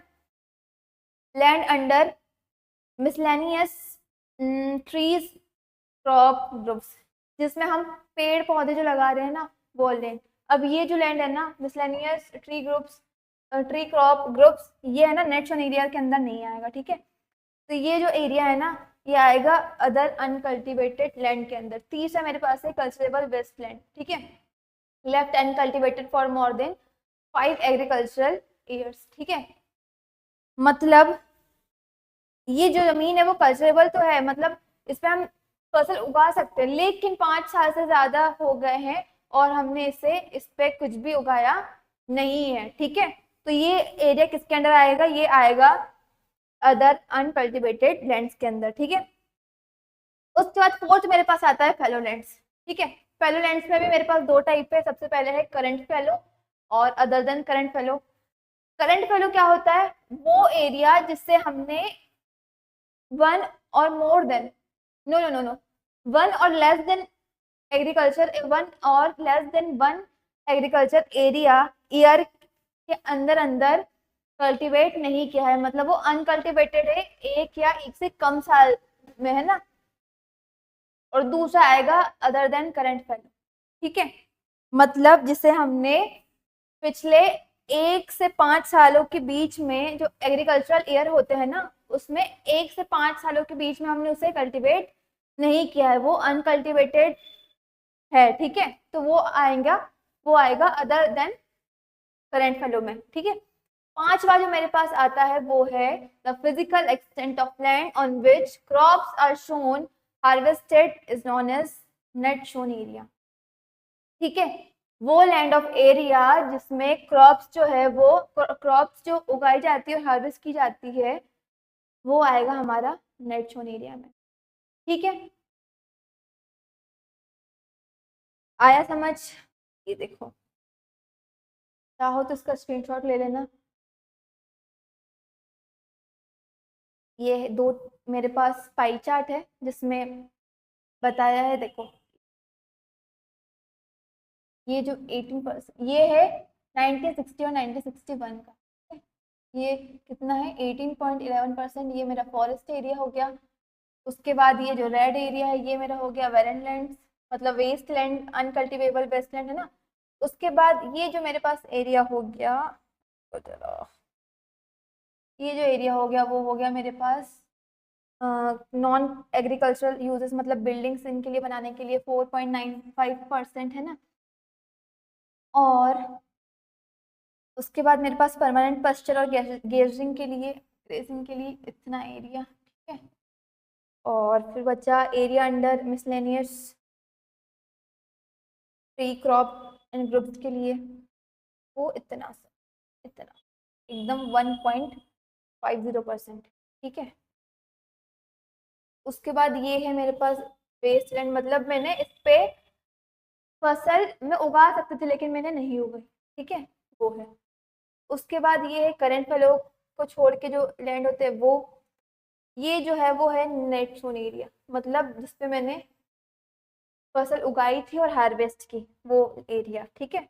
और ये जिसे मैं अभी यूज नहीं कर रहा हूँ, मतलब एग्रीकल्चर के लिए यूज नहीं कर रहा हूँ, मैं कर सकता हूँ लेकिन मैं यूज नहीं कर रहा हूँ। और ये है मेरा 14-15 का, ठीक है। ये जो पाई चार्ट है वो है 14-15 का।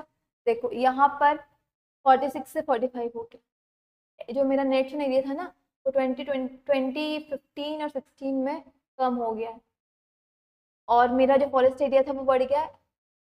तो क्या होता है ना, 61 से देखो यहाँ पे 18.11% था, ठीक है, और यहाँ पे जो है वो 23.3% हो गया। अब हमें तो समझ में आ रहा है कि यहाँ पे बढ़ गया, लेकिन ये सफिशिएंट नहीं है अभी भी, क्योंकि क्योंकि एक कंट्री के पास एटलीस्ट 33% एरिया जो है वो फॉरेस्ट ऑक्यूपाई करना चाहिए, लेकिन हमारी जो इंडिया है कंट्री, वो सिर्फ कितना 23.3% ही ऑक्यूपाई करी थी फॉरेस्ट 14-15 में, ठीक है। बाकी ये अदर चीजें, ठीक है। उसके बाद आएगा मेरे पास land use pattern in India, ठीक है। अब ना क्या होता है, जब हम लैंड को यूज करते हैं ना तो दो फैक्टर डिटरमाइन करते हैं कि हम लैंड को किस तरीके से यूज करेंगे। लैंड किस तरीके से यूज कर रहा है ये कौन डिटरमाइन करेगा, एक तो ह्यूमन फैक्टर्स और एक फिजिकल फैक्टर्स, ठीक है। फिजिकल फैक्टर्स क्या होते हैं, the use of land is determined by both physical factors, determined both by physical factors such as topography, climate and soil type, ठीक है। हम लैंड को किस तरीके से यूज कर रहे हैं, ये वहां का क्लाइमेट कैसा है, वहाँ का सॉइल टाइप कैसा है वो डिटरमाइन करेगा, ठीक है। अगर वहाँ का सॉइल टाइप अच्छा नहीं है तो मैं क्यों ही क्रॉप वहाँ पे उगाऊंगी, है ना। वहाँ का क्लाइमेट अगर ठीक नहीं होगा तो मेरी फसल जो मैं उगाऊंगी वहाँ पे हार्वेस्ट नहीं कर पाऊंगी ठीक से, ठीक है। दूसरा आता है मेरे पास ह्यूमन फैक्टर्स, ठीक है। दूसरा मेरे पास क्या आता है, ह्यूमन फैक्टर्स। ह्यूमन फैक्टर्स मतलब वो सारी चीज़ें जो पॉपुलेशन डेंसिटी, टेक्नोलॉजिकली कैपेबिलिटी और कल्चर और जो भी ट्रेडिशंस है, ठीक है।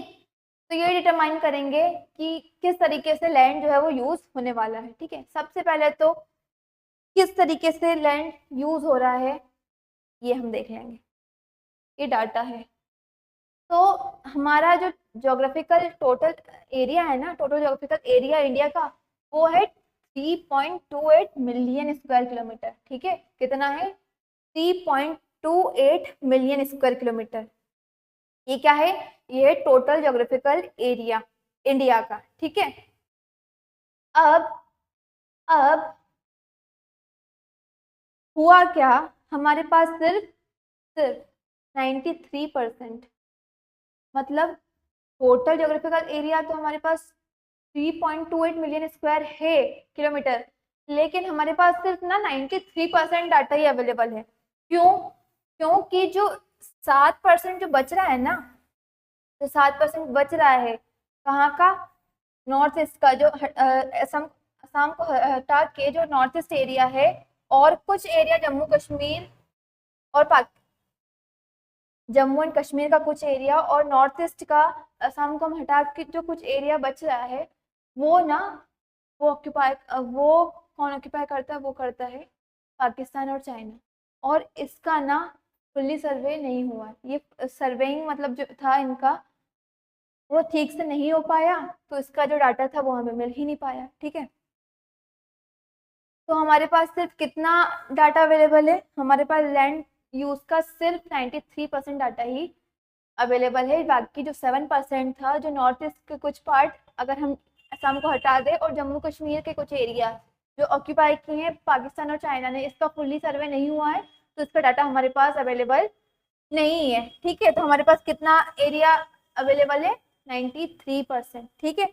नेक्स्ट टॉपिक जो मेरे पास आता है वो है लैंड डिग्रेडेशन, ठीक है। क्या है, लैंड डिग्रेडेशन। लैंड डिग्रेडेशन सबसे पहले तो होता क्या है, तो land degradation is a process where land become less healthy and productive due to a combination of human activities और natural condition। मतलब जो लैंड है ना हमारे पास, उसका पहले से कम हेल्दी हो जाना और कम प्रोडक्टिव हो जाना, लेस फर्टाइल हो जाना पहले से ही क्या होगा, land degradation due to some human activities and natural condition. ठीक है, अब क्या क्या कंडीशन, क्या क्या एक्टिविटीज से लैंड डिग्रेडेशन होता है? तो some human activities such as deforestation, overgrazing, mining, quarrying to have contributed significantly in land degradation. Deforestation, जो हम पेड़ काटते जा रहे हैं ना, ओवरग्रेजिंग करते जा रहे हैं हम, जो जो एकदम हम रुक ही नहीं रहे और माइनिंग करते ही जा रहे हैं, करते ही जा रहे हैं, क्वेरिंग करते ही जा रहे हैं, तो ये सारी चीजों से क्या हो रहा है, ये सारी ह्यूमन एक्टिविटीज से लैंड डिग्रेडेशन जो है ना वो बढ़ते ही जा रहा है, बढ़ते ही जा रहा है। ठीक है, human activities have not only brought about the degradation of land but also aggravated the pace of natural forces to cause damage to land। ठीक है, ह्यूमन एक्टिविटीज जो है ना, उन्होंने सिर्फ लैंड डिग्रेडेशन को ही बढ़ावा नहीं दिया, उन्होंने क्या किया, उन्होंने जो नेचुरल फोर्सेस थी ना, जो हमारे लैंड को डैमेज कर सके, उन्हें भी और ज्यादा एक्सलरेट कर दिया, उन्हें भी इतना ज्यादा उसकी पेस को बढ़ा दिया है नेचुरल रिसोर्सेज की, कि हमारा लैंड जो है वो डैमेज होते ही जा रहा है। तो ह्यूमन एक्टिविटीज ने सिर्फ लैंड डिग्रेडेशन नहीं किया है, उसने नेचुरल फोर्सेस को भी फेसअप कर दिया है, उससे और क्या हो रहा है, उससे लैंड और ज्यादा डैमेज हो रहा है। ठीक है, mining sites leave deep scars and traces of overburdening the land in recent years. Industrial effluent as waste have become a major source of land and water pollution in many parts of country। ठीक है, तो simple सी बात में यही बोल रहे हैं कि हमारे जो माइनिंग था, है ना, हम जो माइनिंग करते जा रहे हैं, जो इंडस्ट्रियल वेस्ट हम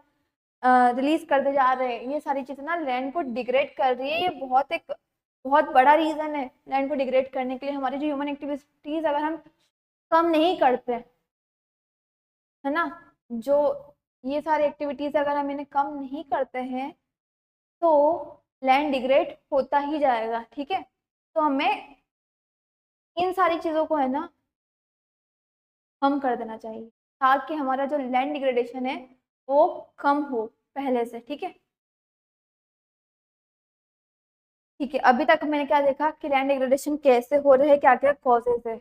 अब मैं देखूंगी कि सॉल्यूशंस क्या है, लैंड डिग्रेडेशन को मैं कम कैसे कर सकती हूँ। ठीक है, first is afforestation. Afforestation simple सी भाषा में पेड़ पौधे लगाना। ठीक है, planting trees on an area of land and proper management of grazing can prevent land degradation. मतलब पेड़ पौधे लगाना हमारे आसपास और ग्रेजिंग लैंड्स को प्रॉपर मैनेज करके रखना, उनका प्रॉपर मैनेजमेंट करना लैंड डिग्रेडेशन से हमें बचा सकता है। ठीक है, लैंड डिग्रेडेशन को कम कर सकता है। Proper management of waste, control of mining activities, proper discharge and disposal of industrial effluents and waste after treatment can reduce land and water degradation in industrial and suburban areas, can help in prevention from land degradation। Simple सी भाषा में हम समझते हैं, मतलब हमारे waste का proper management करना, माइनिंग एक्टिविटीज है उन्हें कंट्रोल करके रखना। ठीक है, माइनिंग इंपॉर्टेंट है लेकिन उसे कंट्रोल करना।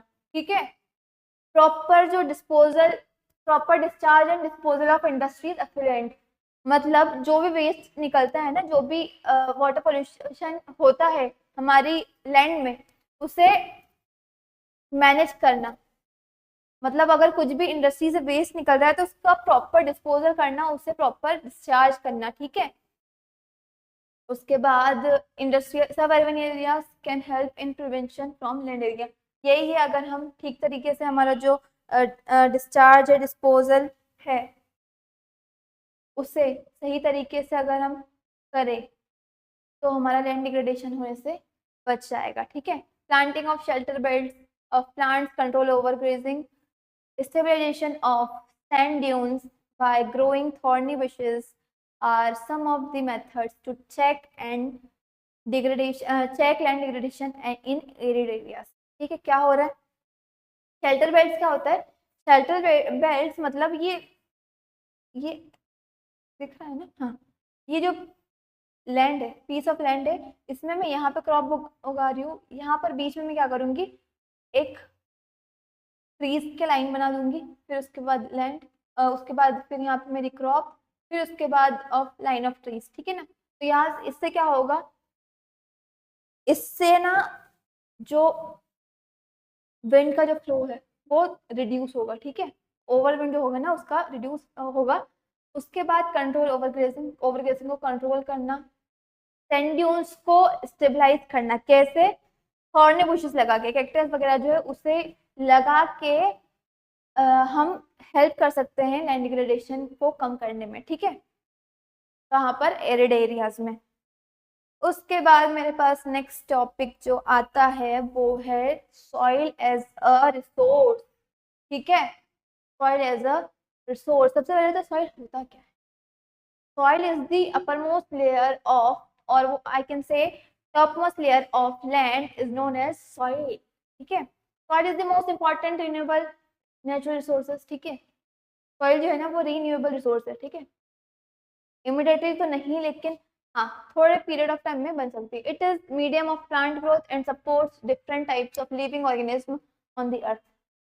सॉइल हमें क्या, सॉइल क्या हेल्प करती है, कैसे हमें हेल्प करती है सर्वाइवल में, तो सॉइल ना एक मीडियम है प्लांट ग्रोथ के लिए, ठीक है, जमीन में ही तो पेड़ पौधे उगते हैं, अगर अच्छा सॉइल होगा तभी तो प्लांट उगेंगे ना, है ना।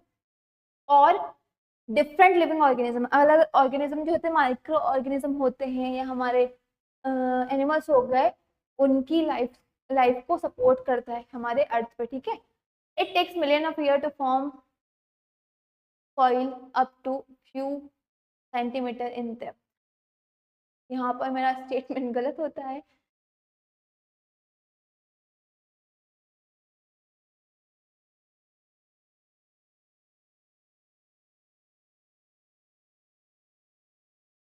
मुझे लग ही रहा था, ठीक है। हाँ, तो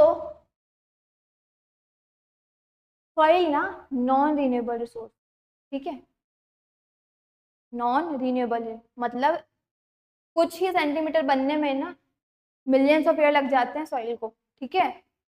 various forces of nature such as changes in temperature, action of running water, wind and glaciers, activities of decomposers etc. contribute to formation of soil। ये जो सारी चीजें हैं ना, running water, action of running water, और temperature में change होना, और जो विंड है ग्लेशियर से, ये सारी हेल्प करती हैं किस चीज में, फॉर्मेशन ऑफ सॉइल में। ये सारे फैक्टर्स होते हैं जो फॉर्म करते हैं सॉइल को, ठीक है। पेरेंट रॉक और bed rock, climate, vegetation and other forms of life and time are important factors in formation of soil। जो हमारा वेजिटेशन है, जो हमारा पेरेंट रॉक मतलब जो बेड रॉक है ना सबसे नीचे का जो लेयर, वो इम्पोर्टेंट फैक्टर है किस चीज में, फॉर्मेशन ऑफ सॉइल के लिए, ठीक है। Chemical and organic changes which take place in the soil plays an important role. Chemical और ऑर्गेनिक चेंजेस बहुत इंपॉर्टेंट होते हैं सॉइल फॉर्मेशन में, ठीक है। और सॉइल क्या कंटेन करती है, ऑर्गेनिक और इनऑर्गेनिक दोनों सब्सटेंसेस, ठीक है, दोनों मटेरियल्स। अब मैंने देख लिया सॉइल क्या होता है, फॉर्मेशन कैसे होता है। अब मेरे पास लास्ट है 4 types of soil, alluvial soil, black soil, red and yellow soil, laterite soil और एरिड सॉइल, ठीक है। सबसे पहले है मेरे पास एल्यूवियल सॉइल, ठीक है, एल्यूवियल सॉइल। तो ये जो सॉइल है वो कहाँ पे बनती है, ये बनती है हमारे नदर्न प्लेन्स में, ठीक है। तो हमारा जो पूरा नदर्न प्लेन एरिया है ना, वहां पर क्या होगी, वहां पर होगी एल्यूवियल सॉइल। ये देखो, ये जो ब्लू कलर से दिख रही है ना,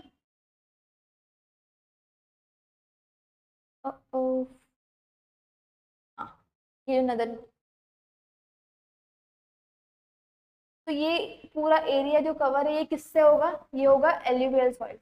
यहाँ पर क्या पाई जाती है, ये है एल्यूवियल सॉइल एरिया। ये देख लो, ये कुछ पार्ट यहाँ है ना, तो ये क्या होगी, ये होगी एल्यूवियल सॉइल। कहाँ पर पाई जाती है ये पाई जाती है नदर्न प्लेन्स में, ठीक है। The alluvial soil is deposited by 3 important Himalayan river system, that is Indus, Ganga and Brahmaputra, ठीक है। जो एलिवेबल सॉइल है ना वो 3 रिवर्स के सिस्टम से डिपॉजिट होती है। पहली तो है इंडस, गंगा और ब्रह्मपुत्र। ठीक है, ये कहाँ कहाँ पर पाई जाती है? ये पाई जाती है राजस्थान में, गुजरात में, ईस्टर्न कोस्टल एरियाज में, कोस्टल प्लेन्स में, और पर्टिकुलरली जो डेल्टाज होते हैं, महानदी के जो डेल्टाज है ना वहां पर। ठीक है, वहां पर होंगी। ठीक है, वहां पर कहाँ पर? गोदावरी, कृष्णा और कावेरी रिवर्स में। ठीक है, तो ये कहाँ कहाँ पर फाउंड होते हैं? Rajasthan, Gujarat, eastern coastal planes में, और डेल्टास ऑफ महानदी, गोदावरी और कृष्णा नदी और कावेरी नदी में। ठीक है, ये यहाँ पर हम इसे देख सकते हैं। ठीक है, the alluvial soil consist of various proportion of sand, silt and clay. As we move inland towards the river valley, soil particles appear to be bigger in size, whereas in the upper side of the river valley, the soils are coarse. ठीक है, क्या बोल रहा है ये बोल रहा है कि जो एलिवेबल सॉइल है ना उसमें बहुत सारे, मतलब आधा प्रोपोर्शन तो जो होता है ना वो सैंड का होता है, आधा सिल्ट और आधा क्ले का। ठीक है, इन तीनों पार्टिकल से ही, इन तीनों प्रोपोर्शन से ही क्या बनती है? हमारी बनती है एलुवियल सॉइल। ठीक है, जैसे ही हम रिवर वैली के पास जाते हैं ना तो जो सॉइल पार्टिकल्स होते हैं वो बड़े होते जाते हैं। ठीक है, और जैसे ही हम ऊपर जाते जाते हैं ना रिवर वैली के, तो वहां पर क्या होता है? कोर्स होते जाते हैं, खरदुरे होते जाते हैं। ठीक है, कोर्स मतलब बड़े होते जाते हैं। जो एलिवेबल सॉइल है वो दो टाइप्स में डिवाइडेड है। पहला तो ओल्ड, जिसे हम बंगर भी बोलते हैं। ठीक है, the bangar soil has higher concentration of kankar nodules than the khadar. ठीक है, बंगर जो सॉइल होता है ना उसमें उसमें जो कंकर के पार्टिकल्स होते हैं वो ज्यादा होते हैं। ठीक है, क्या होते हैं? वो ज्यादा होते हैं as compare to other soil. ठीक है, और दूसरा आता है न्यू एल्यूवियल। सबसे पहले तो ओल्ड एल्यूवियल को क्या बोलते हैं? हम बंगर, और न्यू एल्यूवियल को बोलते हैं खदर। ठीक है, it has more fine particles and is more fertile than the bangar. मतलब जो न्यू एल्यूवियल सॉइल आई है ना खदर, वो ज्यादा फर्टाइल है एज कंपेयर टू बंगर। ठीक है, alluvial soil are less very fertile, these soils contain an adequate proportion of potash, phosphoric and lime. ठीक है, इसमें एक अच्छा खासा प्रोपोर्शन होता है किस चीज का? पोटेश का, फॉस्फोरिक एसिड का और लाइम का। ठीक है, और ये बहुत ज्यादा फर्टाइल होती है। जो किस के लिए आइडल होती है? किस चीज को उगाने के लिए, किस क्रॉप के लिए आइडल होती है? शुगर के लिए, पेडी क्रॉप्स के लिए, व्हीट और जो भी सीरियल्स और पर्स क्रॉप होते हैं ना उसको उगाने के लिए ये जो सॉइल होता है वो आइडियल होता है। ठीक है, मतलब बहुत अच्छा होता है। दूसरा मेरे पास आता है ब्लैक सॉइल। ठीक है, नाम समझ में आ रहा है, ब्लैक सॉइल, कलर ब्लैक होगा, मतलब it is black in colour and is also known as regur soil. ठीक है, इसे रेगड सॉइल भी बोलते हैं। Black soil is ideal for growing cotton and is also known as black soil and is also known as black cotton soil and is made up of lava flow. ये किस चीज से बनी होती है? ये होती है लावा फ्लो से, और ये ना कॉटन हार्वेस्ट करने के लिए बहुत ज्यादा आइडियल सॉइल होती है, और इसे हम ना ब्लैक कॉटन सॉइल भी बोलते हैं। ठीक है, क्यों बोलते हैं? क्योंकि ये आइडियल होती है कॉटन ग्रो करने के लिए। ठीक है, this type of soil is found in the Deccan trap basalt region and is spread over northern west Deccan plateau. ठीक है, मतलब मतलब मतलब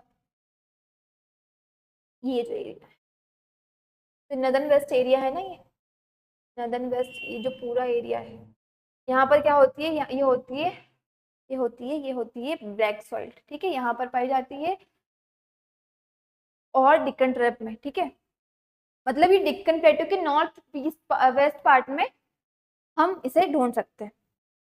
दे cover the plateaus of Maharashtra, Saurashtra, Malwa, Madhya Pradesh and Chhattisgarh, extend in the south east direction along with Godavari and Krishna valley.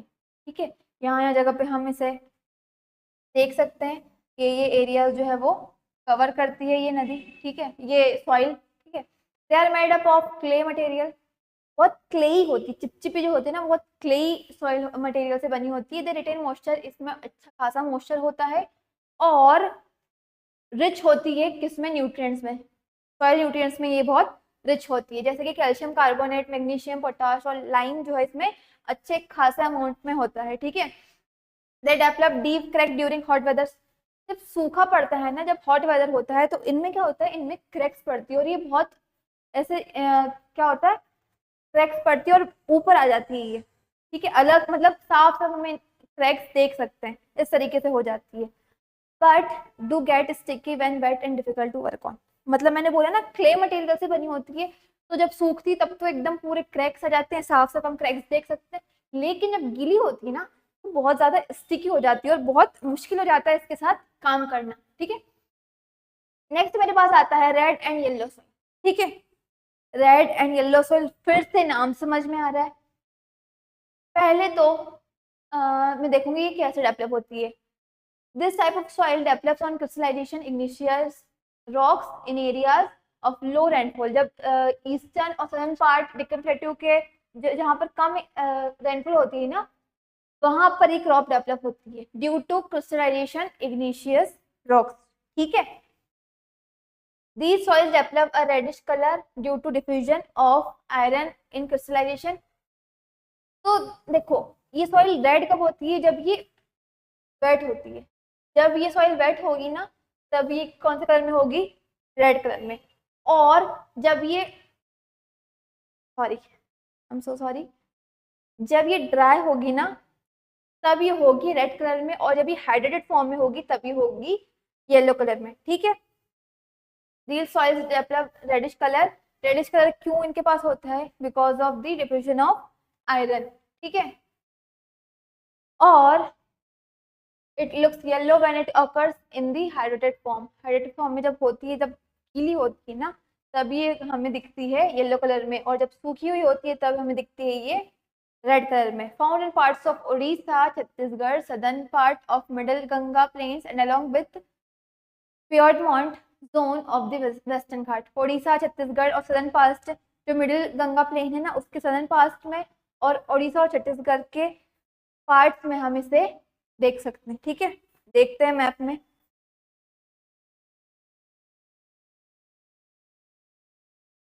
ये देखो उड़ीसा और छत्तीसगढ़ का, यहाँ पे आ जाएगा छत्तीसगढ़, इधर आएगा उड़ीसा, इधर ना यहाँ पर हम क्या देख सकते हैं, यहाँ पर हम देख सकते हैं रेड एंड येलो सॉइल। ठीक है, उसके बाद आता है laterite soil. Laterite soil develops under tropical and subtropical climates with the alternate wet and dry season। ठीक है, वेट और ड्राई सीजन के अल्टरनेट होने के कारण ट्रॉपिकल और सब ट्रॉपिकल क्लाइमेट में जो सॉइल डेवलप होती है वो कौन सी होती है, वो है लेटरेट सॉइल। ठीक है, this soil is the result of intense leaching due to heavy rain. ठीक है, लीचिंग मतलब बह जाना, तो बहुत ज़्यादा हैवी जब रेन होती है ना तो बहुत ज़्यादा लीचिंग होती है। लेटराइट सॉइल आर एसिडिक, इनका पीएच जो है वो कितना होता है, 6.0 से ज़्यादा इनका पीएच होता है। ये एसिडिक होती है, इनका जो नेचर होता है वो क्या होता है, एसिडिक होता है, और जो न्यूट्रिएंट्स है इसमें कम होते हैं as compare to other soil, इसमें जो न्यूट्रिएंट्स है ना वो कम होते हैं। This type of soil is mostly found in southern state, जो सदर्न स्टेट होते हैं हमारा ज़्यादातर हम वहाँ पर इसे देख सकते हैं, और वेस्टर्न घाट रीजन में, वेस्टर्न घाट रीजन कहाँ का, महाराष्ट्र के जो वेस्टर्न घाट है ना वहाँ पर, और उड़ीसा के। ठीक है, और वेस्ट बंगाल के कुछ नॉर्दर्न ईस्ट पार्ट में ये सॉइल देख सकते हैं हम। ठीक है, this soil supports deciduous and evergreen forest but humus poor. ठीक है, ये जो फॉरेस्ट, ये जो सॉइल है ना वो डेसिडियस फॉरेस्ट और एवरग्रीन फॉरेस्ट को सपोर्ट तो करती है, वहाँ पे हेल्प तो करती है इन द फर्टिलाइजेशन, पर ह्यूमस में ना बहुत पुअर होती है। ठीक है, ह्यूमस में। ठीक है, this soil is very useful for growing T and coffee, ये आइडियल होती है किस चीज के लिए, यहाँ पर हम टी और कॉफी ग्रो कर सकते हैं। ओके, उसके बाद आएगा मेरे पास लास्ट सेकेंड एरिड सॉइल। ठीक है, एरिड सॉइल जो है वो होती है red to brown in colour.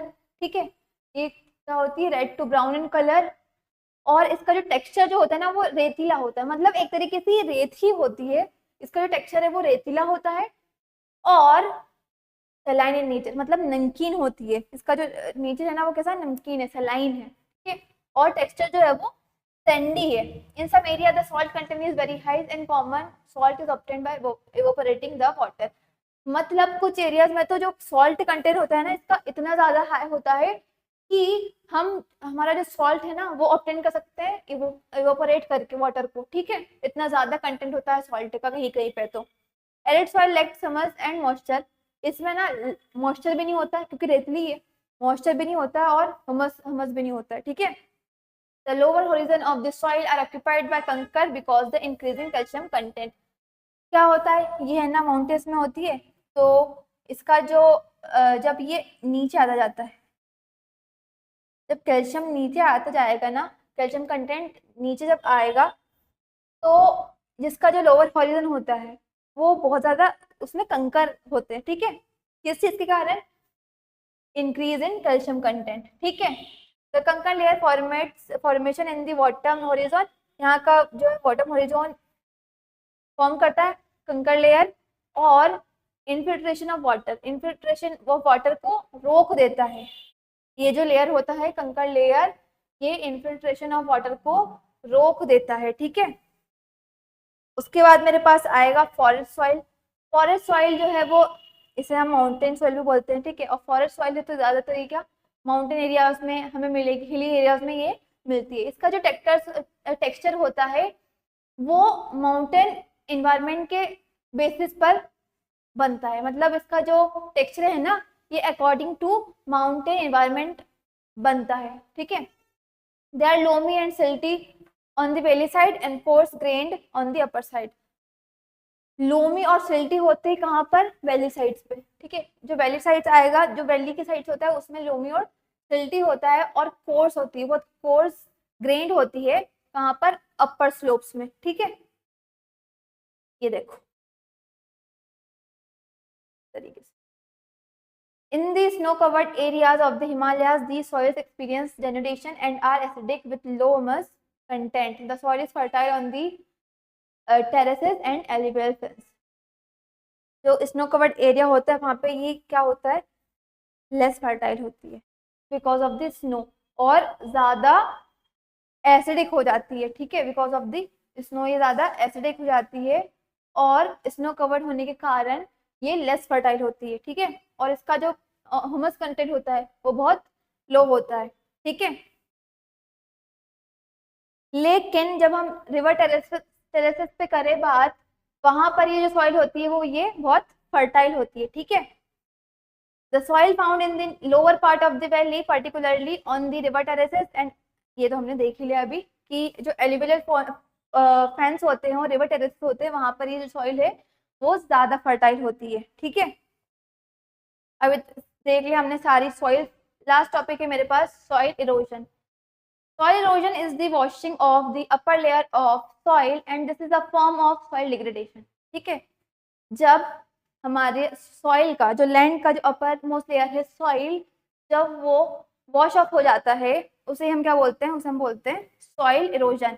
और यही एक फॉर्म होता है सॉइल डिग्रेडेशन का। सॉइल डिग्रेडेशन क्या मतलब, सॉइल डिग्रेडेशन पहले से सॉइल का लेस फर्टाइल हो जाना ही क्या होगा, सॉइल डिग्रेडेशन होगा। और सॉइल इरोजन क्या होगा, washing of soil due to some natural processes. ठीक है, this is a natural process and caused by dynamic activity of various erosive agents like water, ice, snow, air, winds, plant, animal and humans. ठीक है, मतलब सिर्फ natural factor ही soil erosion नहीं करते। ठीक है, नेचुरल प्रोसेस है लेकिन सिर्फ नेचुरल फैक्टर्स इसको बढ़ावा नहीं देते हैं, इसके अलावा भी बहुत सारे फैक्टर्स होते हैं जैसे कि एनिमल्स, प्लांट्स, ह्यूमंस, इन लोगों के कारण भी सॉइल इरोजन होता है। ठीक है, बहुत सारे इरोसिव एजेंट होते हैं जैसे कि वाटर, आइस, स्नो, एयर, ये सारी चीजें। Human activities, the soil erosion is caused due to human activities like deforestation, overgrazing, construction and mining, etc. Soil erosion is caused due to defective method of farming. मतलब कुछ जो हमारे method होते हैं ना फार्मिंग के, उससे भी सॉइल इरोजन होता है ना। Soil erosion deforestation, overgrazing, construction और माइनिंग से भी होता है। मतलब ये सारी क्या है, ये ह्यूमन एक्टिविटीज है, ठीक है। Natural causes, there are some natural forces, wind, glacier and water which lead to soil erosion. मतलब ह्यूमन एक्टिविटीज हो गई, डिफोरेस्टेशन, ज्यादा पेड़ काटना, ओवरग्रेजिंग, कंस्ट्रक्शन, माइनिंग, ये सारी चीजें किस चीज को बढ़ावा देती, इनसे क्या होता है, सॉइल इरोजन होता है। और कुछ नेचुरल कॉजेस जैसे कि विंड, ग्लेशियर, वाटर, ये सारी चीजें भी क्या करती हैं, सॉइल इरोजन को लीड करती हैं, ठीक है। The clay soils are sliced through by the flowing water, creating gullies and other deep channels. The area is referred to as badland after it is unsuitable for farming. मतलब जब है ना water content के through क्या होता है, जब ज्यादा वाटर फ्लो होता है ना तो उससे गलीज बन जाती है। मतलब ऐसा क्या होता है, बीच में से ना एकदम पानी ज्यादा फ्लो एकदम से होता है तो कट ऑफ हो जाता है लैंड, उससे क्या होती है, गलीज क्रिएट हो जाती है और बहुत सारे डीप चैनल्स बन जाते हैं ज्यादा वाटर फ्लो के कारण। और इस एरिया को हम क्या बोलते हैं, इसी एरिया को हम बोलते हैं बेडलैंड, ठीक है।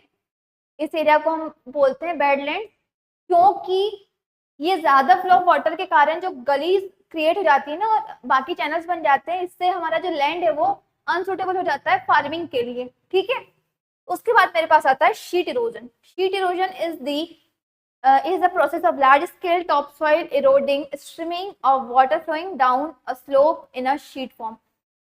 मतलब एकदम से जब पानी फ्लो होगा ना लार्ज स्केल में तो एक पूरा शीट ऑफ लैंड जब इरोजन हो जाएगा उसी को हम क्या बोलेंगे, शीट इरोजन। लास्ट है मेरे पास wind erosion. Wind erosion occurs when the wind carries loose soil off a sloping on level terrain, ठीक है। जब विंड के कारण हमारा जो लूज सॉइल होता है, मतलब अपर मोस्ट लेयर जो होता है, जो लूज सॉइल होता है उसका इरोजन जब होता है वो क्या होता है, विंड इरोजन, ठीक है। जब वॉशिंग ऑफ सॉइल विंड के कारण होता है वो क्या होता है, वो होता है विंड इरोजन। लास्ट टॉपिक मेरे पास है सॉइल कंजर्वेशन, ठीक है। अब मैंने देखा सॉइल इरोजन क्या होता है, उसके कॉजेस क्या क्या है। लास्ट मेरे पास है कि हम उसे कंजर्व कैसे कर सकते हैं, सॉइल कंजर्वेशन हम कैसे कर सकते हैं। फर्स्ट मेथड जो है वो है मेरे पास कॉन्टर फ्लोइंग, ठीक है, कॉन्टर फ्लॉगिंग।